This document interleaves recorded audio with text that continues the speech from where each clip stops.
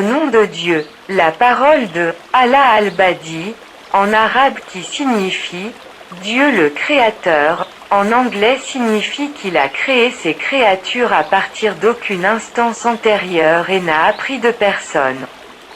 La créativité dans la langue est la création de quelque chose d'inégalé sans suivre l'exemple des travaux antérieurs.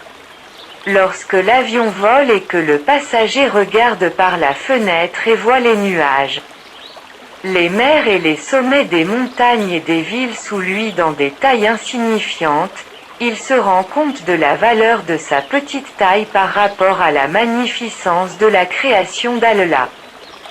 Dieu Tout-Puissant est merveilleux dans sa création comme nous le voyons, merveilleux dans ses actions, et ne fait pas d'erreur. Il a inventé les choses, leurs qualités, leurs caractéristiques, leur taille, leur forme, leur couleur, leur mouvement et leur immobilité. Il a inventé l'homme et la nature enchanteresse pleine d'innombrables formes de créatures éblouissantes dans le ciel et la terre. Gloire soit à lui la perfection absolue dans ses actions et ses qualités. En définissant la personne créative, j'ai écrit un jour que le Créateur est le capitaine d'un navire qui navigue à la découverte d'îles inconnues, puis les marins le suivent.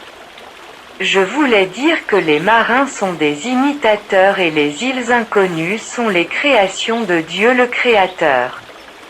Et j'ai dit que Dieu le Créateur est un artiste prolifique qui contribue à inventer des lignes et des directions et de nouvelles méthodes dans l'art parce que l'ennui frappe l'homme dans l'état de constance sans renouveau et que Dieu Tout-Puissant tout comme bénit l'homme avec sagesse et l'introduit dans le cercle de sagesse. Il donne l'idée à l'artiste et l'introduit dans le cercle de la créativité. Et l'homme a inspiré ses idées de la nature et de ses couleurs et de ce que Dieu a doté de la grâce du sentiment et du don d'expression du dessin, de la sculpture, de la littérature, de la poésie, de la musique et de l'esprit, du talent, de la fabrication, des matériaux de l'artiste, l'environnement et la beauté qui l'entoure est la créativité de Dieu le Créateur tandis que la créativité de l'homme est limitée et pas aussi absolue que la créativité de Dieu son Créateur. C'est une créativité métaphorique et non originale parce qu'il imite le travail de son Créateur, qui crée sans ouvrier ni outils.